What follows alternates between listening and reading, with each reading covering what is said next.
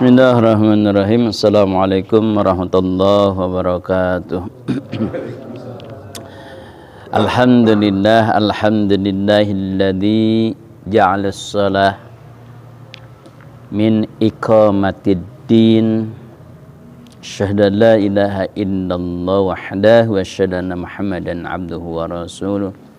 Allahumma salli wa sallim ala Muhammadin abdika wa nabika wa rasulika nabil ummi wa ala alihi wa sahbihi ajmain, amma ba'du. Fa ya ayyuhal hadirun usikum wa iyaya bi taqwallah faqad fazal muttaqun. Kama qala Allah fi Qur'anil azim. A'udzu billahi samiil alim minasy syaithanir rajim. Bismillahirrahmanirrahim. Ya ayyuhalladzina amanu idza qumtum ilas shalah faghsilu wujuhakum wa aydiyakum ilal marafiq wamsahu bi ru'usikum wa arjulakum ilal ka'bayn. Al-ayah. Alhamdulillah tahdas bi nikmah. Segala puja, puji dan syukur kita panjatkan kepada Allah yang telah menjadikan segala sesuatu ada tiangnya. Tiangnya agama adalah sholat. Barang siapa yang menegakkan benar sholatnya, maka menegakkan agamanya. Barang siapa yang merobohkan sholatnya, sama dengan merobohkan agamanya. Salawat beserta salam semoga tetap tercurah kepada Nabi Muhammad SAW yang telah memberikan tuntunan bagaimana sholat yang benar. Ya. Dan beliaulah yang mengajarkan kata-kata beliau, sallu kama ra'aitumuni usolli. Salatlah kalian seperti kalian melihatku, gitu. Ya, jadi para sahabat mah enak ya, lihat Nabi langsung, nanyakeun langsung gitu ya. Nah, Nabi juga bukan hanya sholat, menerangkannya diawali dengan wudhu. Maka kita review lagi tentang fikih ibadahnya. Biasa lupanya, biasa ada yang kelupaan gitu ya. An Abi Hurairah radhiyallahu anhu anna Rasulullah sallallahu alaihi wasallam qala laula an asyqa ala ummati la amartuhum bisiwaki ma kulli wudu'in. Kata Rasul, laula an asyqa, apabila kami tidak takut membuat manusia itu masyakat. Masyakat itu bahasa Arab ya. Asyaqqa, masyaqqah. Bahasa Arabnya masyaqqah. Orang masakatnya. Masakat orang Sunda ya. Masakatnya. Orang bahasa Arab masyaqqah itu. Masyaqqah, asyaqqa. Dan bahasa Indonesianya apa masyakat? Nyusahin gitu lah. Kalau aku tidak takut nyusahin orang, kata Nabi, ala ummati, kalau enggak takut nyusahi umatku, la amartuhum bisiwaki ma'a kulli wudu'in. Aku perintahkan siwak setiap mau wudu. Kalau aku tidak takut menyusahkan umatku, maka aku akan menyuruh memakai siwak ketika setiap mau wudu gitu ya. Nah, apa fikih hadis? Fikhul hadis. Fikih dari satu hadis tersebut, fikihnya nih. Satu, fadlut taisir fi umurid diniyah. Yang pertama, padilah membuat taisir. Taisir itu naon? Mudah. Padilah memudahkan dalam segala urusan agama.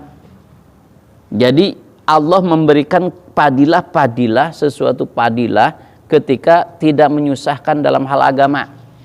Jadi dalam agama itu disusah-susah. Contoh misalkan, kalau sudah A harus A, tidak. Itu dalam agama itu enggak seperti itu. Maka kata Nabi, kalau aku tidak takut menyusahkan, aku suruh siwak setiap wudu. Jadi jangan menyusahkan dalam agama itu. Contohnya naon nyusahkeun dina agama? Misalkan puasa, kita sedang bepergian bulan Ramadan. Namanya bulan Ramadan, bepergian sedang puasa, banyak orang. ningali jamaah teh geus lalieur. Lungleng. ke sang tiis. Dong, wah tapi kamu mual. Udah kamu nggak boleh buka puasa, itu dosa loh gitu. Wah tapi karunyai. Nah tidak boleh kita menyebutkan terus harus puasa, enggak. Boleh bukalah gitu. Kenapa? Karena ini sudah enggak kuat. Nah itu tidak nyusahkan namanya. Ketika kita susah misalnya sholat, aduh kalau sholat kita di perjalanan, kalau sholat ditamkan, disempurnakan, waduh kasihan yang lain nunggu lama. Padahal kita sedang bepergian bareng sama orang. Mesti orang lain kesusahkan sama kita. Maka bolehlah dikosor gitu. Jangan sampai nyusahin orang gitu. Ada mobilnya sendiri mau nyusahin orang itu udah pugu mobil sendiri. Kalau merek itu ditam juga disempurnakan juga, nggak usah dikosor juga gitu. Ya, jangan nyusahin lah satu ya. Nah, yang kedua apa? Sigatul amri idza tajaradat anil qara ini dalat alal ijab. Jadi kalau ada segat amar, tidak ada korenah tuh ciri-ciri yang lain, itu hukumnya wajib. Tapi mungkin saja jadi sunnah, mungkin saja jadi mubah. Kan kita kenal ya kaidahnya gini. Al aslu fil amri lil wujub. Itu usul fikih itu. Jadi kaidahnya al aslu fil amri lil wujub. Asal perintahan menunjukkan wajib. Contoh misalkan aqimus shalah wa atuz zakah. Aqimu, dirikanlah olehmu salat. Wa atuz zakah, dan tunaikanlah olehmu zakat. Itu perintahan kan? Nah, asal perintahan itu hukumnya wajib. Nah, coba gini. Fankihu ma tobalakum minan nisa. Nikahilah olehmu wanita yang cantik. Wanita yang cantik. Perempuan yang cantik. Itu perintahan bukan? Perintahan. Berarti kalau punya istri jelek, haram. Itu kan perintahan menunjukkan wajib. Ma ta'balakum minansa masna 2, wasulasa 3, waruba 4. Jadi kalau istrinya 1 itu perintahan kan?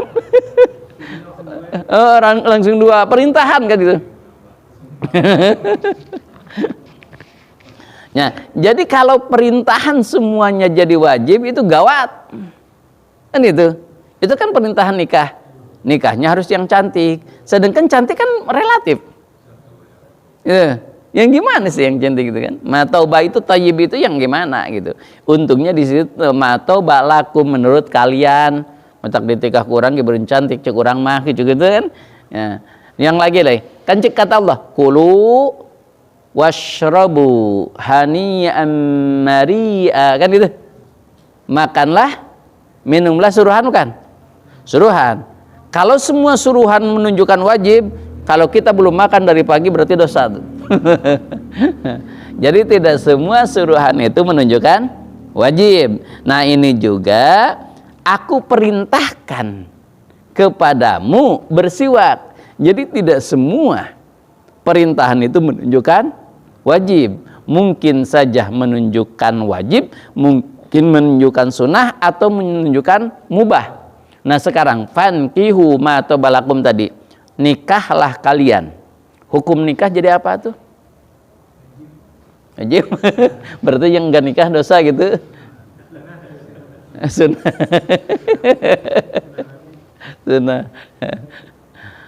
Berarti kalau misalkan enggak nikah berarti dia ahli bid'ah gitu.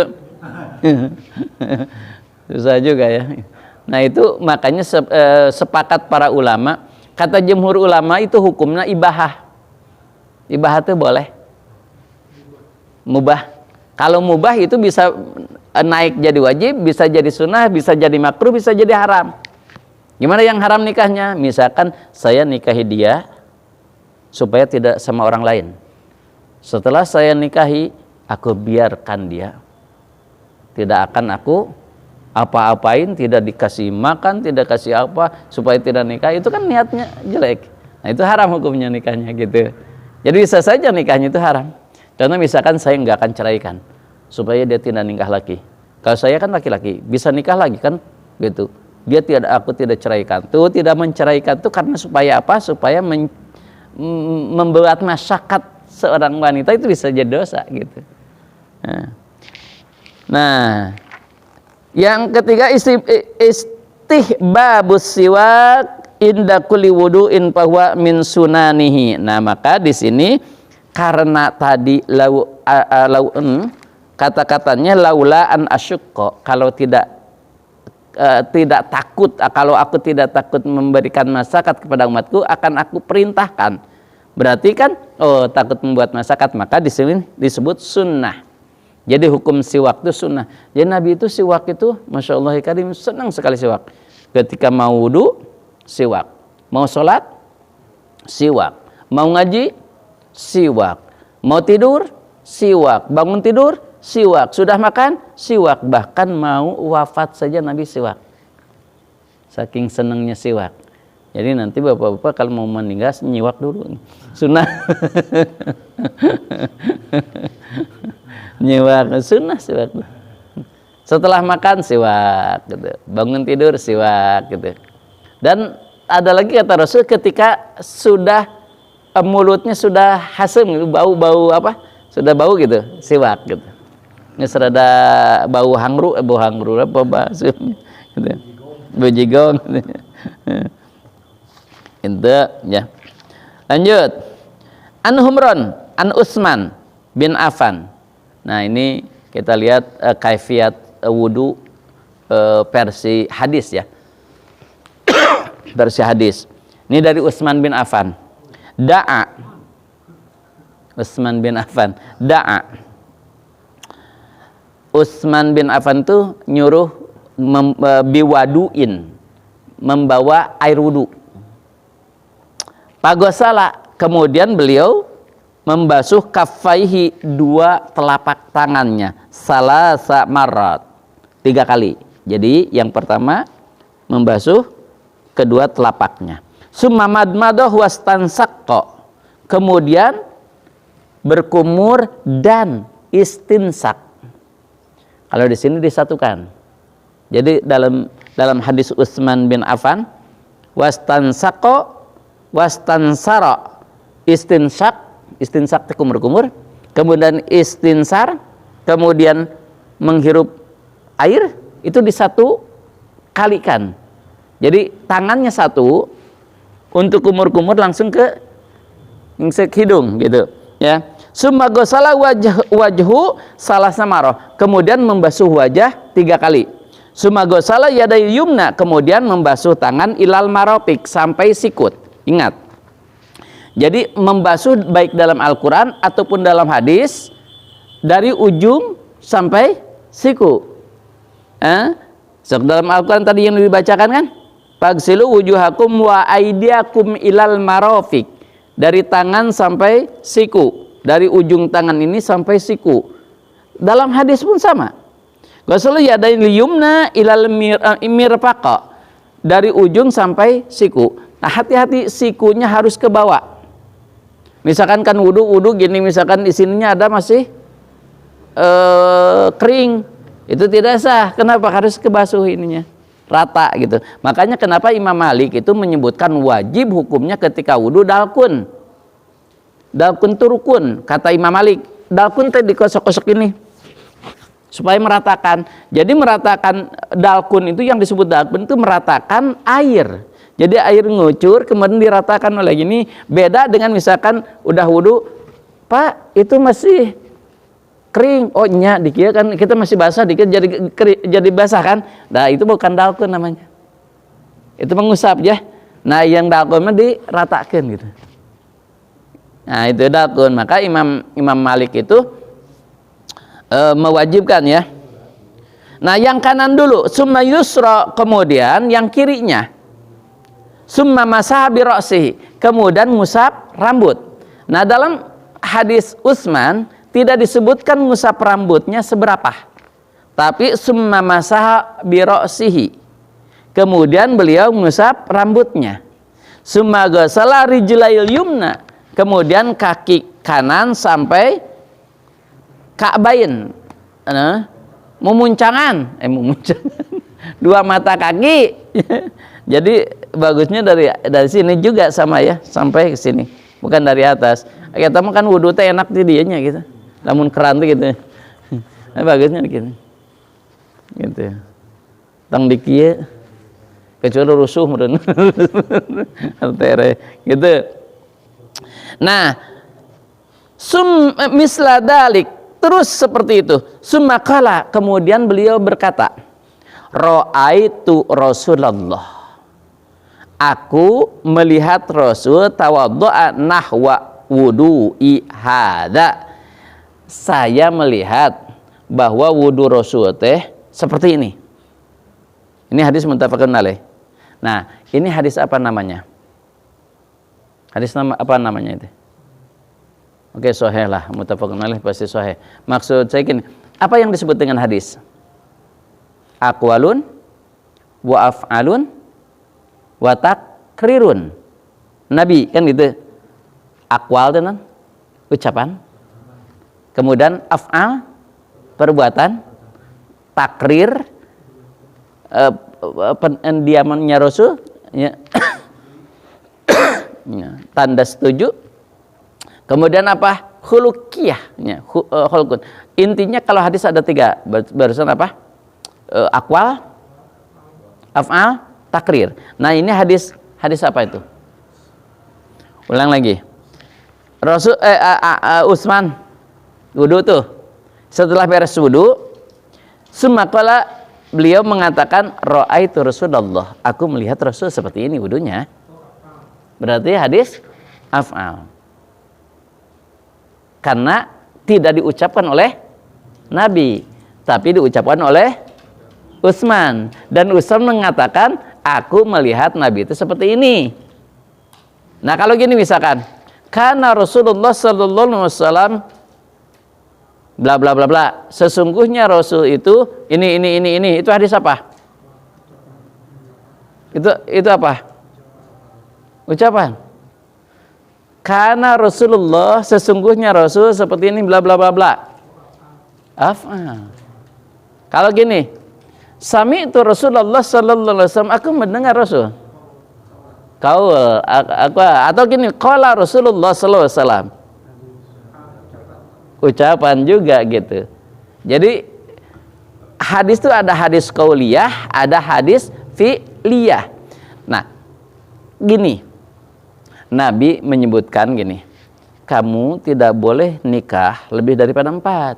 Karena keadilan manusia itu tidak bisa lebih daripada 4. Itu ucapan Rasul kan? Aku melihat Rasul itu istrinya 11. Rasul itu istrinya 9. Aku melihat. Kata sahabat.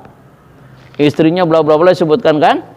Nah, itu pagedruk, tojaingah antara ucapan Rasul sama perbuatan Rasul. Yang diambil mana? Ucapan anak atau perbuatan anak?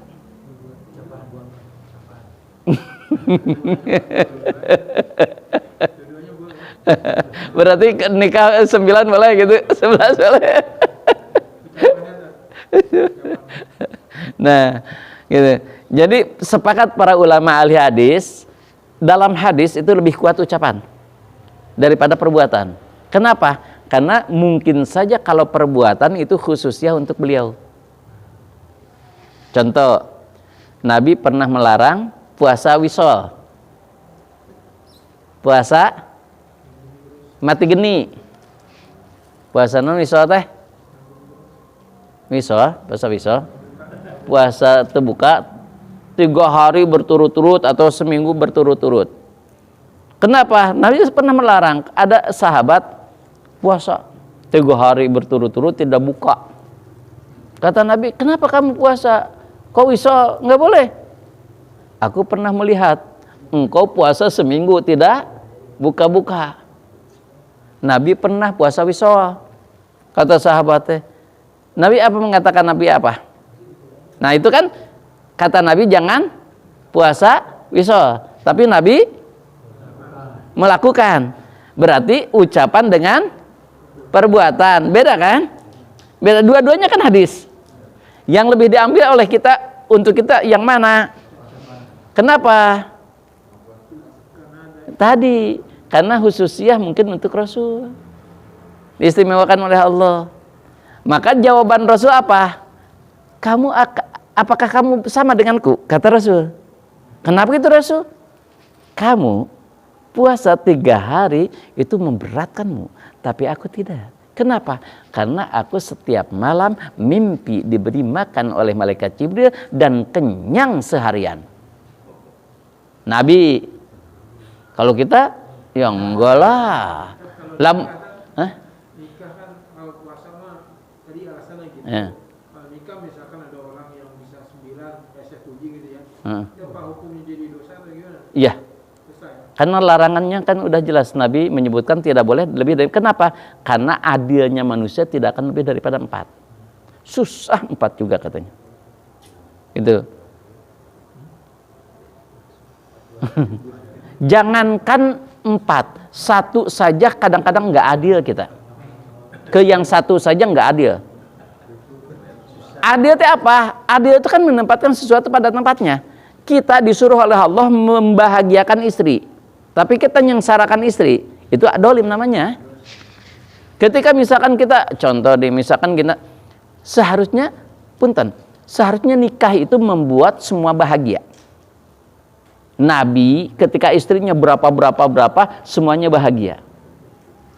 Nah itu bagus. Membuat soleh, semuanya soleh istri-istrinya, itu bagus. Kalau kita juga kalau bisa seperti itu, istrinya saroleh, barager, ridho, bunga semuanya boleh. Atau kalau gitu mah saya puji bisa. Itu mah bukan bahagia, tetapi itu mah karena kekayaan. Itu mah bukan karena bahagia dengan perilaku keadilannya, bukan, tetapi karena kayaannya dia itu, maka mau semua orang. Itu beda. Makanya nggak boleh nikah kita karena kekayaannya misalkan.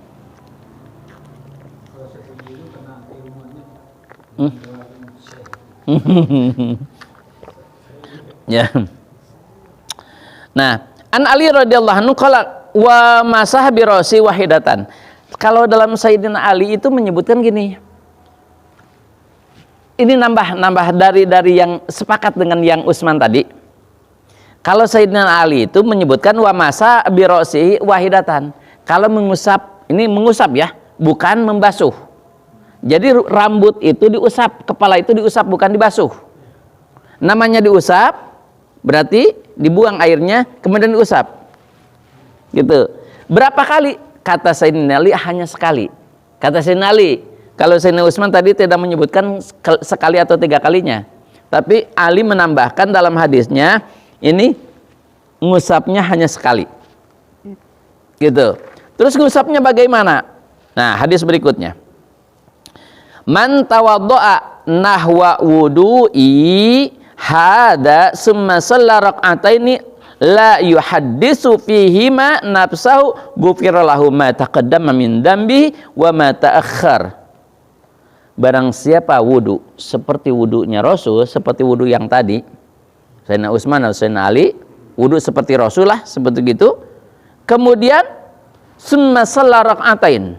Kemudian dia salat 2 rakaat.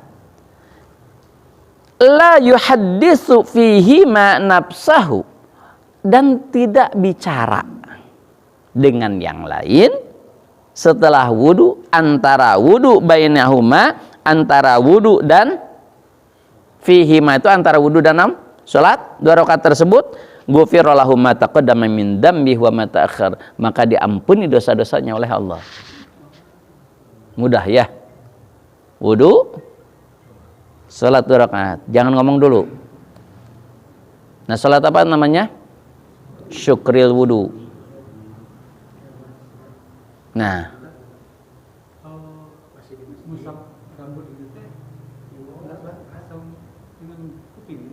Belum hadisnya kan masih banyak nanti.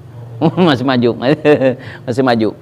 Nanti hadisnya. Ini baru hadis Utsman sama Ali. Nanti ada hadis yang lain.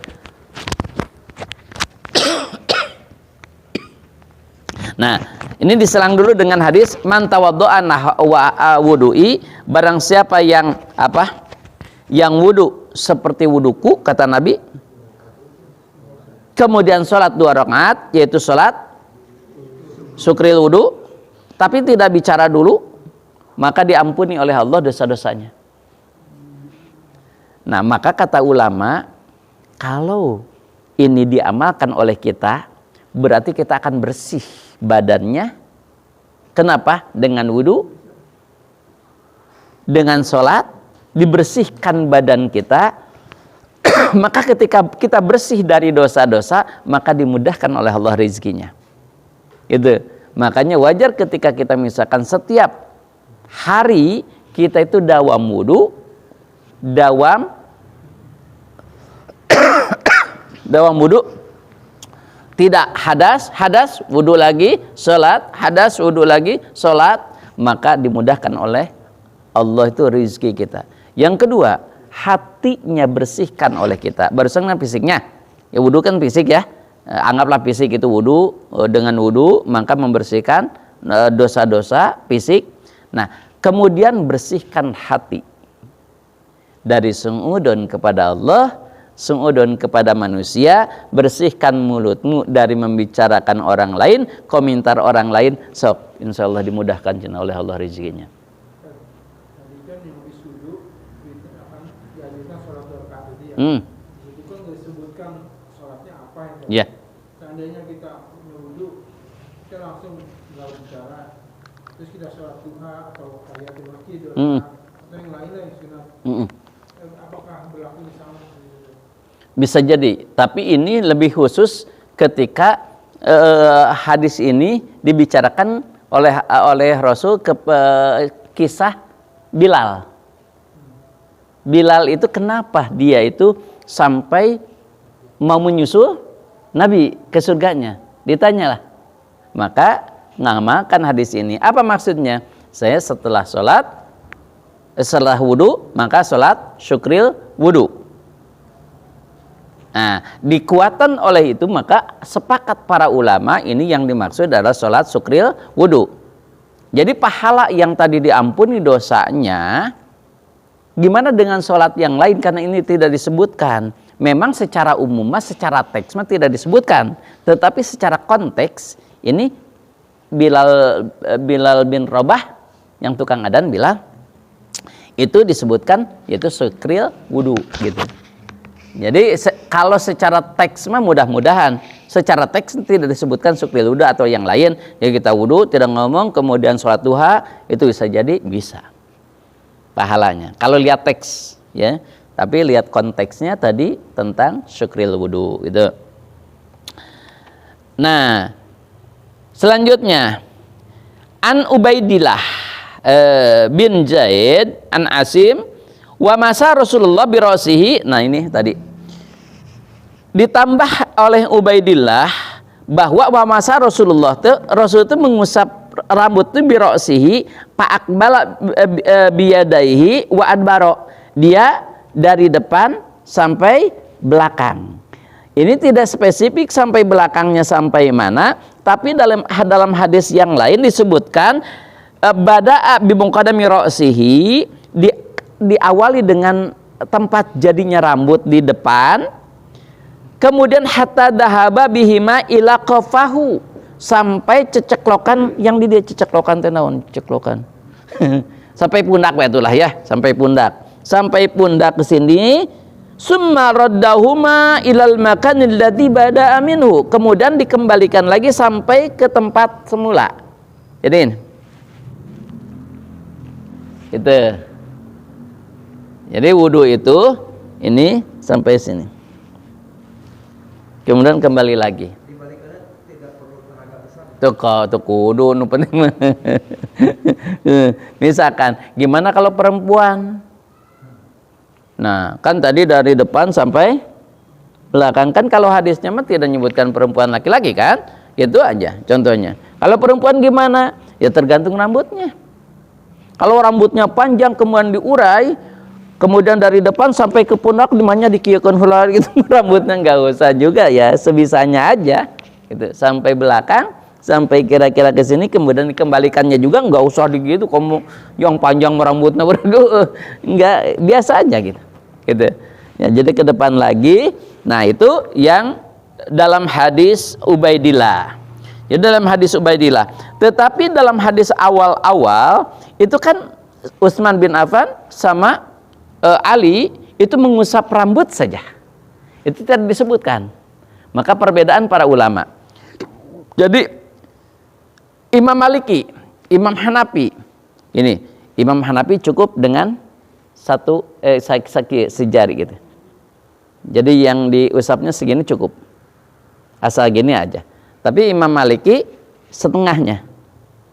Kata Imam Syafi'i cukup hanya 3 helai rambut, asal rambutnya yang ada di kepala. Emang ayah rambut mentelain kepala?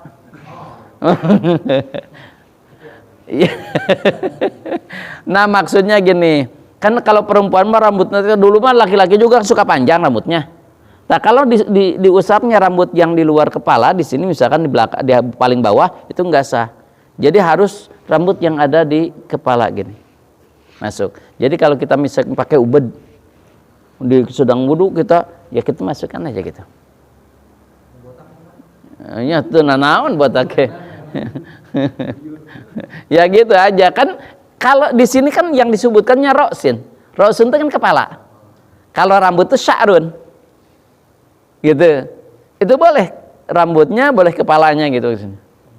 Nah, kalau yang disebutkan dalam Quran atau dalam hadis kan roksun. Kalau roksun itu kepala. Tapi sebetulnya nggak kebasuh juga, kepalanya nggak apa-apa, rambutnya aja gitu. Tapi rambutnya yang ada di kepala gitu. Tuh.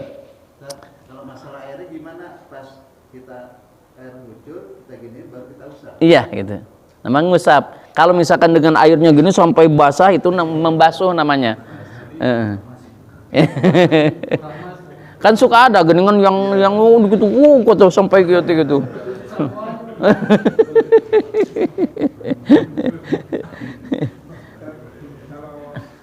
dengan berbagai hadis itu kan jadi referensi buat kita ya, istilahnya mah kita mau pakai yang mana juga Boleh. gitu.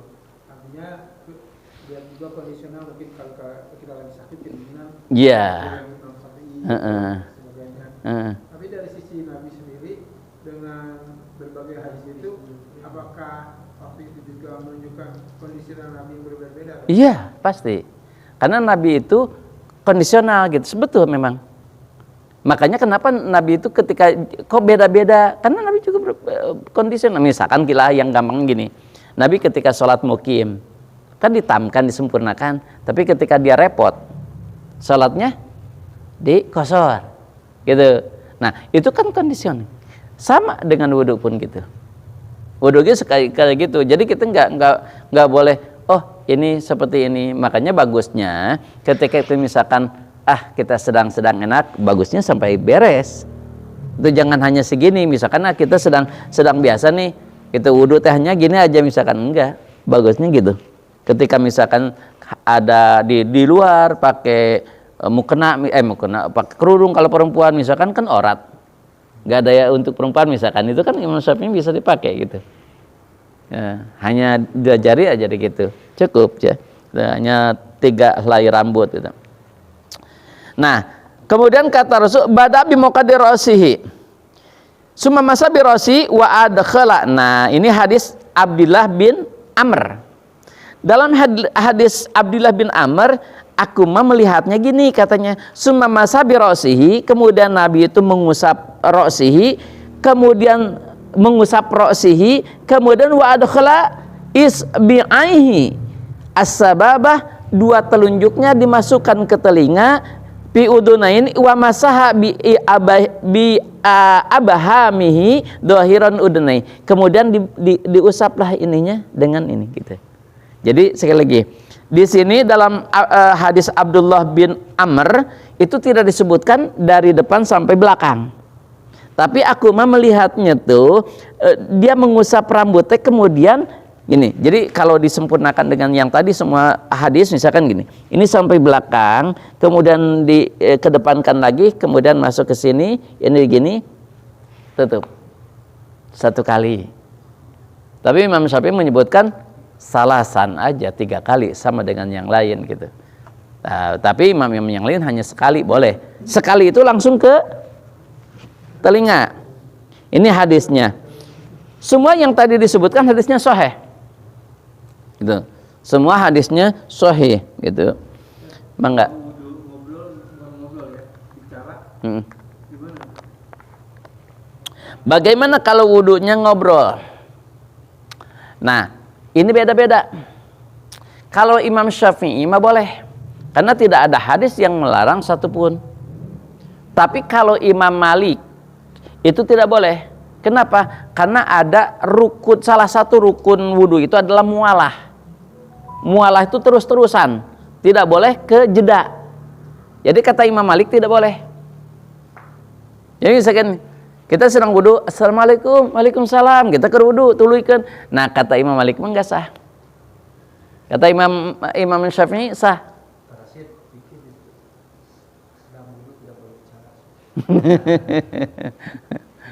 Gitu. Jadi kata Imam Syafi'i sah-sah saja. Gitu. Kecuali misalkan nggak ada perlu, kenapa harus ngobrol, itu perlu mah gitu. Kalau yang Silakan dipanggil, Pak, iya Pak, wudu. Ya.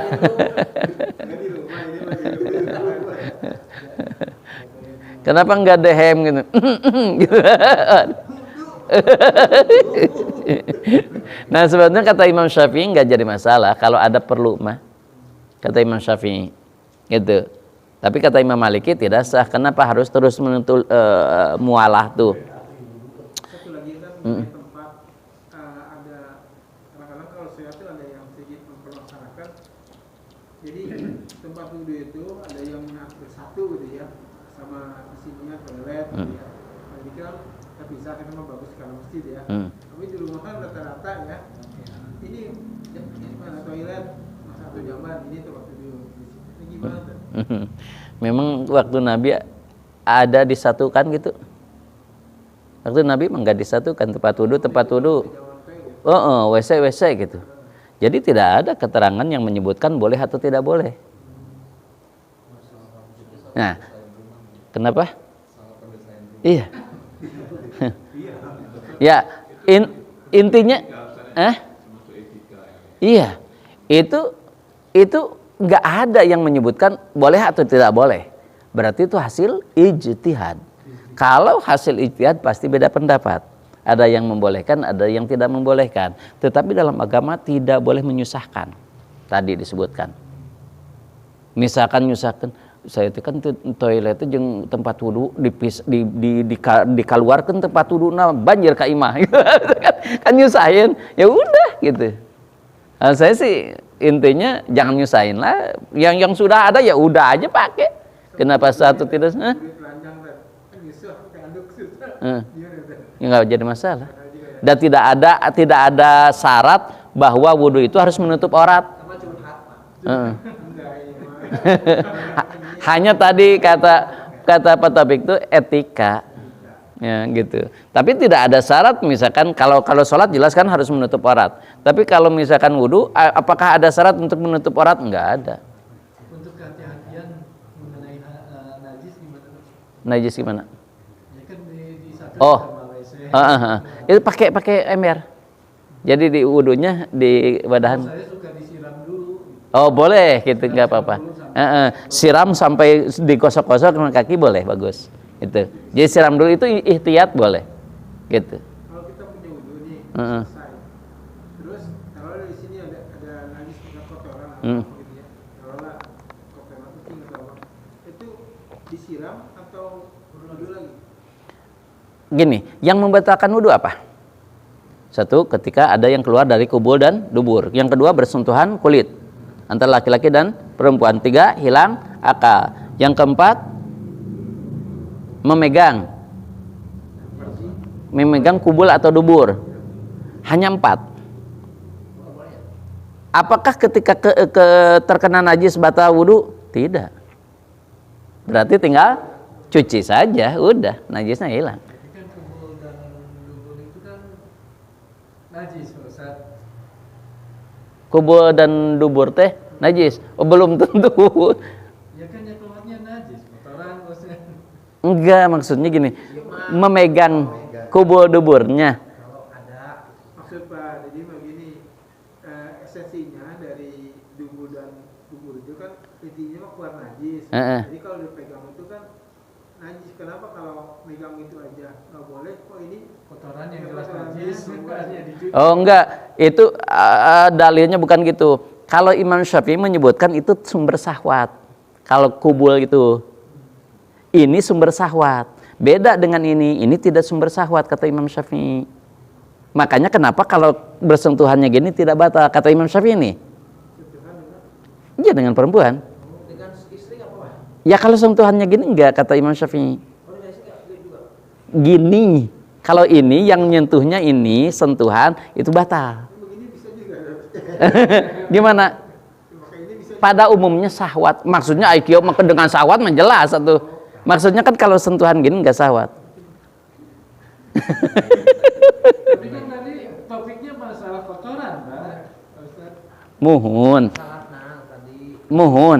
Teu aya hiji oge hadis atau nampi keterangan kapungkur ulama-ulama dulu bahwa dengan najis itu membatalkan wudu. Maksud darahnya tadi ya berarti ya. Hah? Darah yang keluar. Termasuk darah.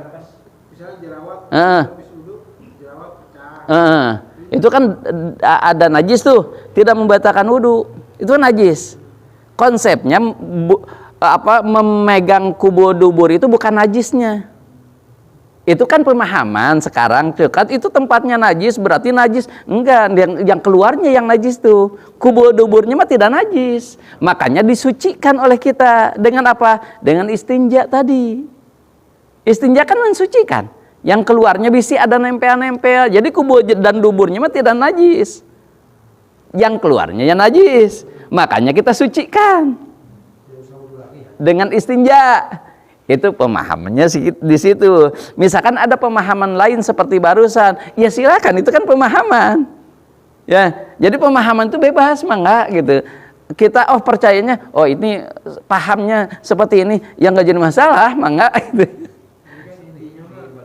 Jika 4 ini yang membatalkan wudhu, itu kan istimewa aturannya begini ya kita ikutin aja. Iya. Seperti kenapa istilahnya muka gitu kan. Kayak gitu. Ya, jadi nggak apa-apa. Ini pemahaman para ulama misalkan seperti itu. Terus kemudian ada pemahaman sekarang yang nggak jadi masalah kalau kita misalkan, ini dari ulama yang saya percaya nih keilmuannya, kemudian menyebutkan seperti itu. Saya percaya, berarti kita bermadhab kepadanya, boleh, nggak jadi masalah. Gitu. Ya, jadi kalau saya pemahaman saya itu ketika kena najis itu tidak membatalkan wudu, karena 4 madhab pun itu tidak ada yang menyebutkan ketika kena najis itu batal wudu. Gitu. Berarti gini Ustaz, kayak ini gitu ya. Kan nggak boleh kan? Kenapa? Kemauan kita kan nggak boleh. Heeh. Itu berarti salah satu sumber rangsangan syahwat. Iya, iya. Berarti alasannya itu. Kalau baru yang dipraktekin. Nah, itu kan itu namanya itu alasan Imam Syafi'i kan. Alasan Imam Hanafi itu tidak batal kita megang kubur dubur. Imam Hanafi nggak membatalkan. Kenapa? Apa bedanya kita memegang kubur dengan memegang hidung katanya? Itu anggota tubuh kita. Enggak pakai cuma. Meskipun pakai ini, Iya. Sok lihat ya. Imam Hanafi nggak membatalkan. daerahnya mana aja Tad? Semuanya. Itu kan masih anggota tubuh, sama aja katanya gitu. Itu logikanya segitu dia. Kita yang mengharapkan itu kan ada batasannya apa? Maaf gitu ya, kepalanya aja, apa ininya aja. Itu mah Imam Syafi'i. Jadi kalau Imam Syafi'i itu disebut maaf batangnya. Kalau selain batangnya nggak batal. Dan batal itu kalau dengan telapak tangan. Tapi kalau dengan ini tidak batal. Itu Imam Syafi'i kalau dengan ini tidak batal. Jadi kalau nggak gatal digini nggak batal. Enggak batal. Enggak apa-apa. Bener nggak? Jangankan pakai tilam, kata Imam Syafi'i dengan ini saja. Kenapa? Karena sumber pada umumnya syahwat ini. Itu alasan beliau. Tapi hadisnya jelas ada. Nanti kita di bab pembatalan wudu. Ada nggak hadisnya? Ada. Jadi kalau saya sendiri sih memegang kubur dubur bukan alasannya, tapi ta'abudiyah saja. Kata Nabi batal, ya batal gitu aja. Gitu. Hanya barusan berkembang misalkan ke yang mana itu pendapat silahkan, nggak jadi masalah. Beda pendapat nggak jadi masalah ya. Ada itu pendapat. Kalau misalkan punya anak kecil, belum balik, terus kita punya wudu, kita mau mandiin, pegang sama kita. Batal. Ya batal kan memegang kubur dan dubur. Tapi kubur duburnya yang adami, yang manusia. Kalau kubur duburnya hewan tidak batal.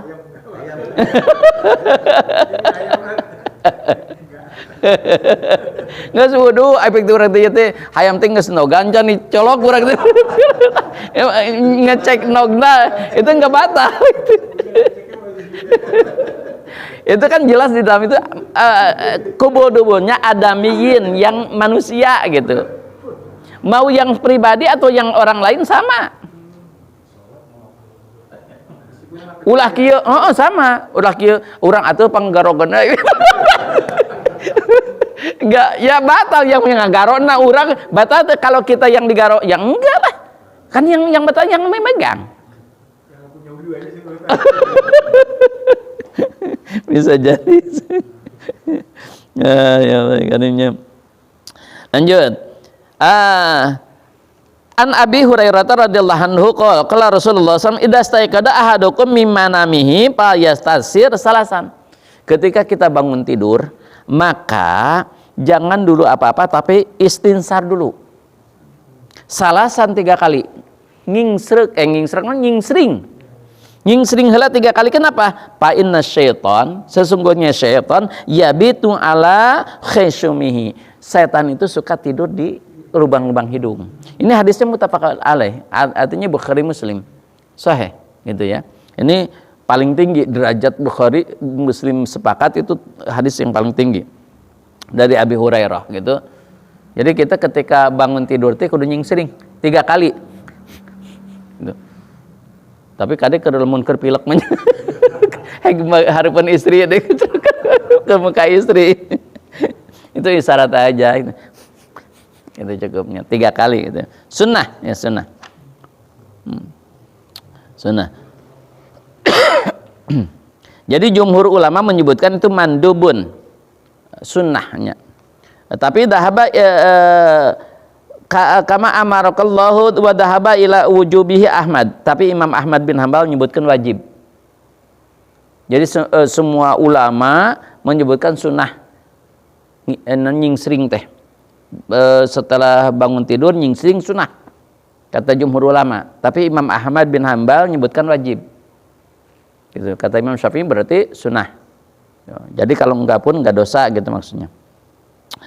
Nah idza staiqada teh kitunya. Kemudian idza staiqada ahadukum min naumihi, ketika seseorang itu bangun tidur pala yagmis yadahu, janganlah dia itu mencemplungkan tangannya fil inai di air, ngobok cai, nggak boleh memasukkan tangan ke air yang menggenang, ember atau apa, cuci tangannya gitu, nggak boleh gitu. Kenapa? Hatta yaga silaha salasan, sampai dah cuci tangan dulu 3 kali baru masukin yang lain. Kenapa? Fa innahu la yadri aina batat yadahu. Karena kalian tidak tahu kemana ini ngerayapnya. Nggak tahu kan? Itu sering kegatal mungkin kemana. Wah, ngerayap ka diung palid ka ditu ka dieu. Itu hadis muttafaqan alaih juga. Bukhari Muslim gitu ya. Hadis Bukhari Muslim ya. Ya jelas ini kan kotor. Tapi di barat mah kan bangun tidur teh buah-buahan gitu nya, ambil gitu. Langsung. Itu kurang bagus tuh. Ini kotor gitu. Karena ya tidak tahu lah kita gitu. Nah, an Lakit bin Sabirah radhiyallahu anhu Rasulullah asbigil wudu. Sempurnakanlah wudu wa khalil bainal asabi, kemudian selak-selaklah si jari-jarinya. Jadi ketika wudu itu harus di sela-sela gini. Bagusnya kalau tangan dari atas itu di sela-selanya, kalau kaki dari bawah sunnahnya. Tapi yang paling penting mah di sela-sela aja. Mau di bawah di ini kan kalau lihat teks hadis itu kan tidak menyebutkan dari atas atau dari bawah ya, tetapi di sela-sela aja. Di sela-sela gini. Khalil itu di sini, di khalil deh. Di sela-sela bainal asabi, di antara jari-jarinya. Wabalik bil istinsak, dan ketika istinsak kita harus agak masuk sampai agak nyereng katanya. Bagusnya ya istinsak tuh. Ila antakuna saiman, kecuali kalau kamu sedang saum katanya, jangan terlalu masuk. Nanti bisa masuk air itu batal kan mungkin. Akhrajahu al-arba'ah sahih, hadis pangkat hadisnya. Itu An Utsman radhiyallahu anhu inna Nabiy sallallahu alaihi wasallam kala yukhallil lihyatahu bil wudu, dan Nabi juga di jenggotnya suka ditahlil gitu, dimasuk-masukin gitu. Karena kan jenggotnya tebal kan, kalau Arab mah tebal, jadi ininya di gini-gini. Tapi kalau jenggotnya siga udin mah siga na asup udin tadi coy. Teu kudu dikitu-kitu tapi sunah gitu. Itu mah kan dikini juga masuk sendiri air teh gitu. Marasin itu. Tapi sunnah berarti kieu-kieu gitu. Halil gitu. Tahlil gitu. Ini sedikit masih atau sedikit mah asurin. Kalau yang banyak gitu, yang ini janggotnya hebat hadisnya. Lihyatahu. Inna Nabi sallallahu alaihi wasallam utiya bisulusai mud fajala yudliku dir'ai. Nabi itu wudu itu rata-rata ya 2/3 mud. 2/3 mud, bukan berarti banyak mana 2/3 mud yang samud. Yang satu lah nya. Samud itu sabara ons. Sabara ons. Genep ons. Lamun on mah genep ons.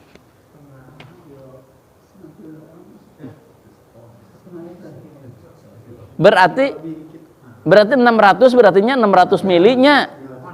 600 mili. Itu wudu teh segitu katanya. Nabi teh. Itu Nabi bukan. Matakan di bolongan kecil bolongnya coba. Keran? Semprotan mah.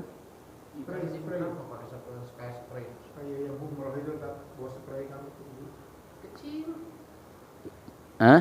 Kan kalau sudah masuk ke haram, kalau balik lagi ke hammam itu jauh, pasti sudah makan tempat sudah tidak dapat, akhirnya disiasati bahwa semprotan. Nah, itu membasuh enggak ya kalau disemprot gitu? Iya, wudunya itu ya, makanya, membasuh enggak gitu? Makanya bolehnya sebab sebagian orang menyatakan tidak sah. Ini aqua ini besar. Enggak, semprotan mah hanya sebesar kayak spray apa? Kayak hairspray.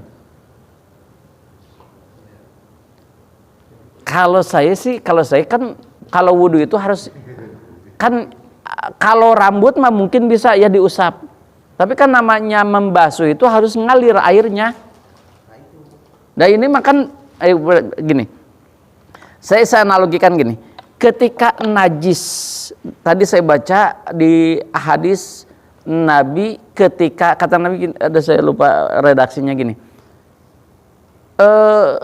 Ketika kita bauli jariyah, ketika kita kepipisan anak perempuan itu yagsilu, dibasuh oleh Nabi. Tetapi kalau bauli rijal maka yurasu, maka dicipratan. dicipratan sampai lantis. Itu berarti beda. Kalau ini kan disemprot itu ciprat. Berarti bukan yaksilu kalau lihat hadis yang barusan.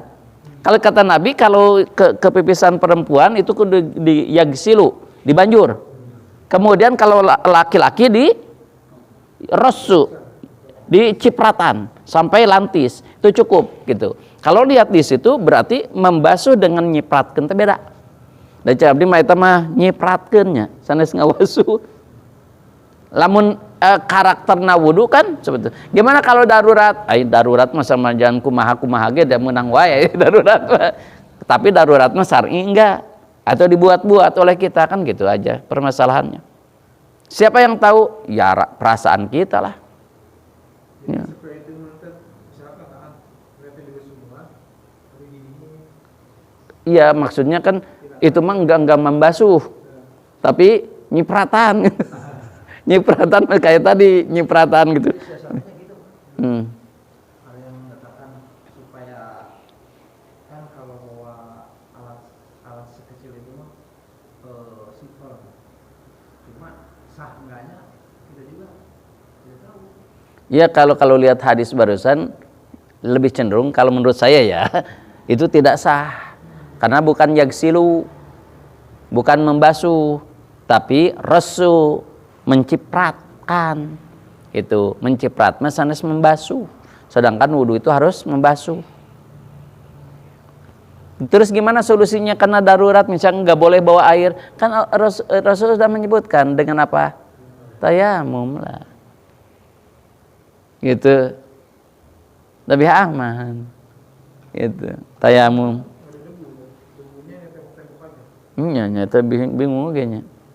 Kan itu tadi kan yang hadis tadi kita bicarakan tuh ya kalau pipis anak perempuan itu yang silugi ya dibasuh. Yang perempuan Laki-laki cuma dicipratan. Itu kan menunjukkan bahwa pipis perempuan itu lebih berat gitu.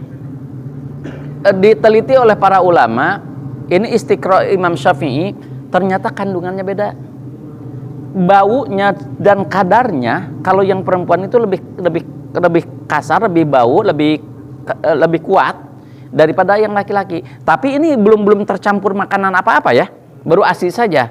Kalau sudah tercampur makanan beda lagi. Sok misalkan kalau mam jengkol sarua bauna gitu kan. Makanya ini kan yang belum 2 tahun dan belum makan apapun kecuali ASI dua-duanya gitu. Karakter yang perempuan beda, lebih pekat, lebih kuat gitu. Dan si kasarnya juga lebih kasar katanya. Itu penelitian para ulama gitu. Kok dibeda-beda? Memang gitu katanya. Karakternya gitu. Beda. Kalau ini kan polemik pipis kucing itu gimana tuh? Katanya ada yang bilang itu najis, ada yang bilang enggak. Pernah dengar tak? Oh, apanya pipisnya? Pipis kucing ya. Oh, kalau semuanya pipis najis. Pipisnya najis. Kalau ludah enggak.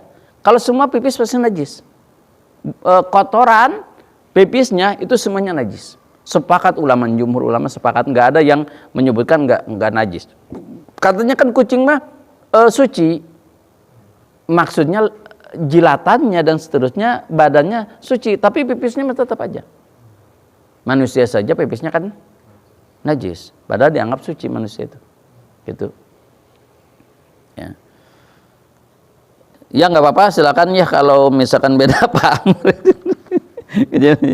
Ya khudhu liudunaihi, tetapi dalam hadis riwayat Abdullah bin Zaid, Nabi itu kata Abdullah bin Zaid, aku melihat Nabi teh wudunya itu dari ini kepala sendiri. Ya khudu li uduni main gair, kemudian dia ngambil lagi air, kemudian untuk telinganya sendiri terpisah. Aku melihatnya gitu, kata siapa? Kata Abdullah bin Zaid. Jadi ada yang dipisah, ada yang disatukan tadi. Silahkan, nggak jadi masalah gitu. Ini ada hadisnya yang dipisahkan. Kalau Imam Syafi'i lebih mengambil ini dipisah. Imam Syafi'i bimain ghairi padli yadai gitu boleh katanya. Jadi mana aja boleh, mau disatukan boleh, mau dipisah boleh. Tapi kalau saya sendiri sih, biasanya hadisnya diamalkan semuanya. Maksudnya gimana diamalkan semuanya? Kadang-kadang disatukan, kadang-kadang dipisahkan. Itu diamalkan dua-duanya hadisnya. Gitu kalau sahih gitu. Kan aman. Kadang-kadang 3 kali ngusap kepala, kadang sekali gitu. Itu berarti 2 hadis diamalkan. Boleh, nggak jadi masalah. Gitu. Biasa. Bahkan bagus gitu, bagus kita mengamalkan semua hadis gitu. Nah, kemudian Abi Hurairah menyebutkan, sami'tu Rasulullah sallallahu alaihi wasallam, aku mendengar dari Rasul, inna ummati ya'tuna yaumal qiyamah gurran muhajjalina min asaril wudu. Sesungguhnya aku melihat umatku, kata Nabi, nanti yaumal qiyamah itu ada gurran. Sahabat bertanya, ya Rasul, gurran itu apa? Kamu tahu kuda yang paling bagus? Ya. Yang paling mahal? Ya. Ada apa gitu? Ada gurran. Di mana? Di kepalanya. Kadang-kadang di kakinya. Kakinya. Apa gurran itu ya Rasul? Gitu. Ya itu yang tadi. Misalnya kuda hitam, ada colet bedas. Kuda hitam di kakinya ada colet bedas gitu, putih. Nah, itu gurran. Itu teh paling mahal karena paling kuat, paling hebat gitu teh. Dulu. Nah, manusia itu gurran. Nah, ini disebut metode tamsil. Wah, aku ingin kuda seperti itu kan mahal tapi gitu. Nah, nanti di akhirat orang gurran-gurrannya dengan apa? Gurrannya itu mah dengan nur min asaril wudu. Asar wudu. Tapak gawe wudu. Jadi ketika kita wudu, benar wudunya ini jadi gurran, jadi cahaya nanti. Sumber cahayanya dari sini. Maka kata Nabi, "Faman istata'a minkum ayyutila gurratahu fayaf'al." Barang siapa yang mau dipanjangkan gurrohnya, silahkan. Misalkan wudu kan sampai siku, kita tambahan sedikit, itu gurrohnya berarti nambah gitu. Sama misalkan tadi muka kan wajibnya segini, kita tambahan gitu, jadi gurrohnya lebih banyak gitu. Kaki misalkan kan sampai apa nanti tuh mata kaki, kemudian kita tambahkan. Tapi jangan berlebihan tambahan, tapi kasih selutut enggak gitu juga. Kaki gitu. Enggak juga gitu ya. Ini hadis muttafaqun alaih juga ya gitu ya. Nah, kan terakhir, karena Rasulullah SAW yu'jibuhu al-yumna. Sesungguhnya Rasul itu senang dengan kanan-kanan. Dalam apa? Bi ta'annulihi, ketika pakai pakaian. Sendal, sepatu, baju, peci. Untuk ada peci dengan hijir kanan kumaha. Gitu. Nah, apalagi ketika bersuci juga. Bersuci gitu kanan dulu, kecuali muka, kan muka mah bisa dua-duanya bareng ulah yuhula ada cek Rasul ge.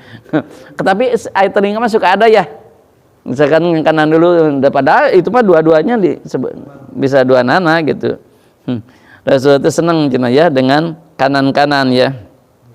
Maka idza tawaddu'a fabda'u biyaminik. Ketika kita wudu, maka awalilah dengan yang kanan. Kenapa? Karena Rasul menyebutkan sok fabda'u bima bada Allah. Dahulukanlah sesuai dengan apa yang didahulukan oleh Allah. Nah, maka diambil oleh Imam Syafi'i disebut tertib. Kata Imam Syafi'i, wudu itu harus tertib, ibadah itu harus tertib. Apa yang didahulukan oleh Allah, misalkan wajah dulu, tangan, harus tertib. Tapi Imam Syafi'i enggak mesti tertib. Kenapa? Karena memahami wa-nya itu mutlaqul jam'i, yang penting ada semuanya.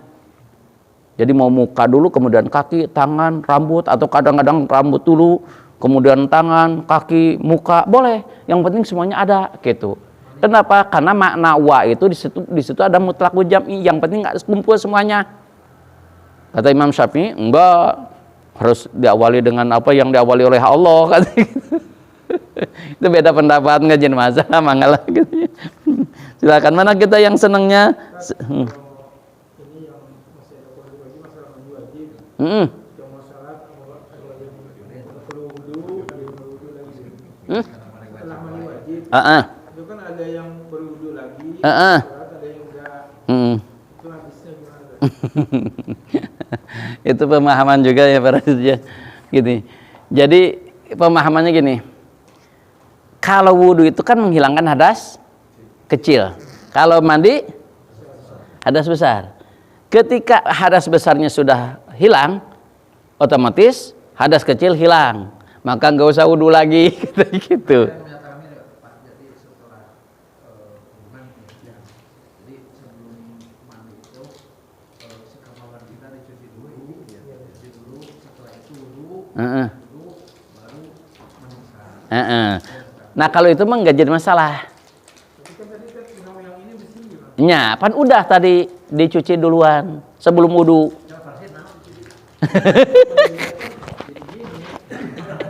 Kan gini, awalnya kan disunahkannya gini, ketika kita sudah kotor itu kan dicuci dulu si kubul duburnya, terus tangannya dicuci, kemudian wudu, nggak wudu baru mandi gitu, yang lain.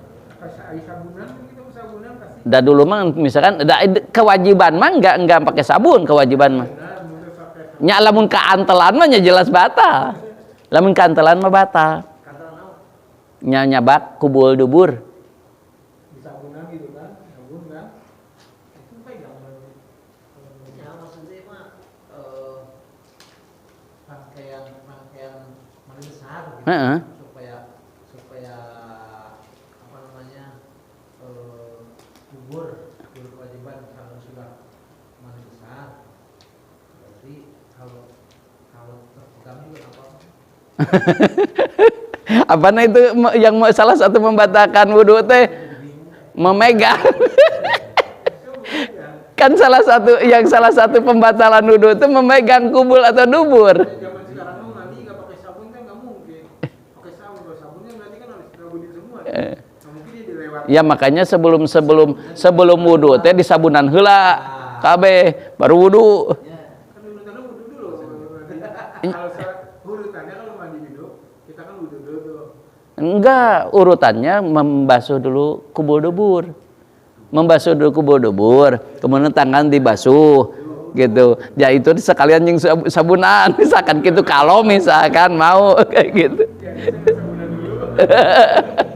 Ya kalau mau misalkan gitu. Tapi kalau saya itu pasti kalau saya itu kan rangkaian untuk mensucikan suci hadas besar ya. Itu mah sebetulnya di situ mah sunnah hukumnya. Kalau wudu mau mandi besar itu mah sunnah hukumnya. Gitu. Sunnah hukumnya. Tapi kan misalkan kita setelah gitu kan takut ke cabak lah gitu segala rupa, wudu lagi itu yang nggak jadi masalah. kalau ini bisa ada yang menyatakan bahwa kalau kita sudah mandi wudunya mulai dari kepala sampai bawah, ada yang menyatakan tidak usah wudu juga. Ya tadi alasannya karena kalau sudah mandi besar itu udah hadas besar udah hilang, hadas kecil ge hilang. Gitu. Tapi alangkah bagusnya habis mandi wudu lagi. Ya nya gitu udah bisa itu ya kalau yakin mah nggak jadi masalah gitu. Maksudnya tadi kembali ke teknis itu. Iya gitu.